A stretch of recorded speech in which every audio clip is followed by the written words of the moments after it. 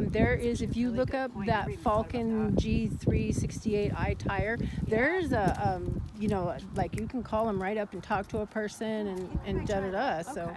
Yeah, I didn't even think I was just calling local shops. It is Sumitomo is the manufacturer, and it's the FALKEN G368I. Oh yeah, Falken. So I don't forget. Even though I'm sure you've sent it to me before.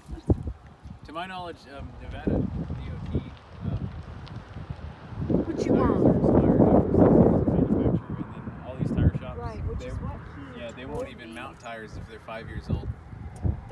I would say worst case scenario. So like when I was talking to the tire guy, there were emails where, because I sent him the photos and I just didn't even tell him anything because I didn't want to like persuade him, and I was like, what do you think about this? And he's like, well, I ran the serial number and did this as a 7-year-old tire. The manufacturer suggests that you should switch it out like after 6. He's like, I can also see it's really bald. So I have all that in an email. So like worst case, I can just say like, oh, he didn't want to go on camera, but like here's the email. But it's an unbiased opinion. That's the most important. Yeah, I just don't get how it can be a mechanical defect and not a vehicle maintenance issue when the tire is out of warranty and it has not been maintained according to manufacturer's specifications. And the fact that he was pulled over for negligence around the time of Jessica's accident. They were saying that the pictures that you have were taken 10 months Oh, after yeah, they're the trying to crash. say that the tire They was went back and rusted took those because those 10 pictures months were much after. older. Well, you can still see that the tire's bald if that is You could still true. see the tire Why was would they not have outdated, so pictures it's kind of at the irrelevant, accident? you know, Oh, like. have that. But what's weird is they only focused on the rust. You know, they didn't focus on the rest of my complaints. They didn't talk about her missing jewelry. They didn't talk about any of the other. And there's a big deal going on of all those complaints about them taking the gun, the missing property, all of that stuff. You know, but they're only talking about the rusted tire. They didn't address anything else in the complaint. We never got the guitar case back. No. Jewelry, right? Yeah, or any of that. That's all That's what I just thought. MIA. There was an entire guitar which was crunched, I'm sure, but it was an entire guitar and a case, and she kept her she was jewelry keeping inside her jewelry the case. inside the guitar in that case, like in that little velvet. She would put it in her boot, or she would put it, you know, but she had a couple of little certain spots that she would always use. Are they just like claiming it's evidence and that's why they won't give it back? No, they claimed she didn't have anything. They claimed she had nothing. They claimed she had And nothing. you guys like searched her apartment or house after? We searched her everything, yeah. But see, they said she had no property but one black purse, and they claimed that they gave it to me, which is a lie. But if you look at the body cam, she had everything in that car, but you know, so where's the purple bag? Where's, you know, all the things you see in the car? It's not in an inventory. And recently, a public records request, just the other day, they gave it back to me, and it's the Highway Patrol policies. So he totally violated their policy when they did the inventory. There was quite a few things that Marenco policy violated. So, you know, I don't know if he was terminated from the Highway Patrol or if he just left because he, you know, figured whatever, and he went to that new job. But he's actually a parole and probation officer now, and that's frightening. That antisocial behavior of him bending over and picking up that jewelry and going, oh, somebody's going to want that, and throwing it up on the highway.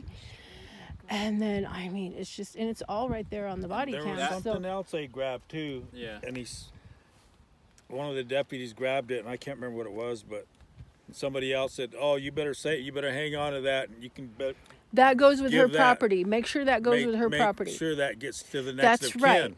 Well, her next of kin was Right over here. there. Her mom Exactly. was right there. Yeah. Exactly. I mean, they should have gave her valuables to her mom right And there. then So you that can hear necklace, Trooper Marenco. That necklace He goes, that they picked up, that was never recovered? no. Okay, and then the guitar case. So the two things that were And the purple clear as bag. day on the body camera. Right, but they they're said just she had gone. just the one, you know, so Yeah. they're lying about her property and he's so holding forth. it up. Yeah. But yeah, you hear Marenco go, that oh was never- yeah, the personal property's was the on guitar Ugalde's head or the next of kin. Like, what the hell is wrong with that guy? Someone's gonna- So now he's a parole and probation officer. I feel sorry for people trying to get out of prison and trying to make a new life. You know, like if he's the guy, because he's the guy who walking away with the gun was telling the other guy, oh, I was getting ready to draw on her. And, you know, because she went past a police barricade, that's a gross miss. You know, she went past unmarked vehicles. She's refusing us. We don't know what her intent is other than smoking us, you know, like, so he's trying to justify using deadly force to the other officer, saying if you can articulate, you know, where there's a pedestrian on scene and she's not stopping and she's refusing us, another guy goes, oh yeah, it's a shitty situation, but you got to do what you got to do, you know. So they're just sitting there colluding, making their little conspiracy about how I'm all of a sudden the bad guy that they're taking this gun from. Yeah. It's crazy, you know. So yeah, just it's all too much. It's all too much, but it's all in those documents right there. And if there's anything that you have any questions, I made this one thing I was going to give to you. Oh, okay. So that you have a little bit more updated that'll help.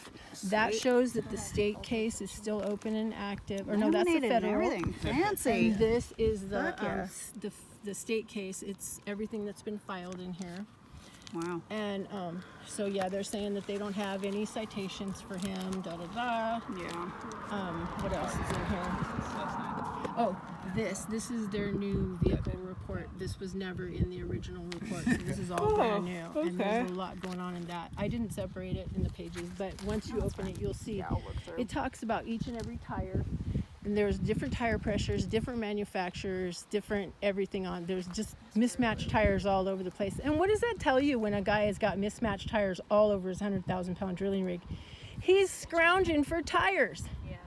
He's Or scrounging cheaping for out. tires. Cheaping out on it is what it is. Yeah. Like I popped a tire, I think.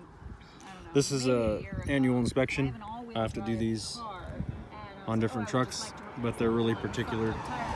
All the way down to the Yeah, so windshield. his inspections. Yeah, that's what I want to know. Is because somebody has to check these off.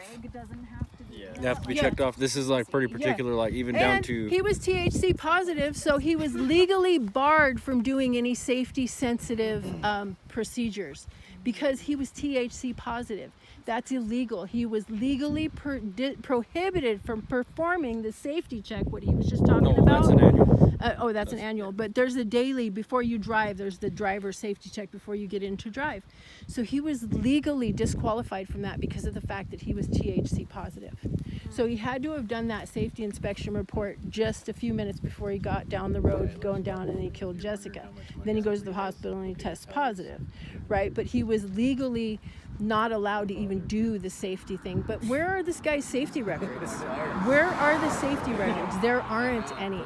I mean, he's just been a flagrant violator of, safety laws, repeatedly speeding, just all these things over and over.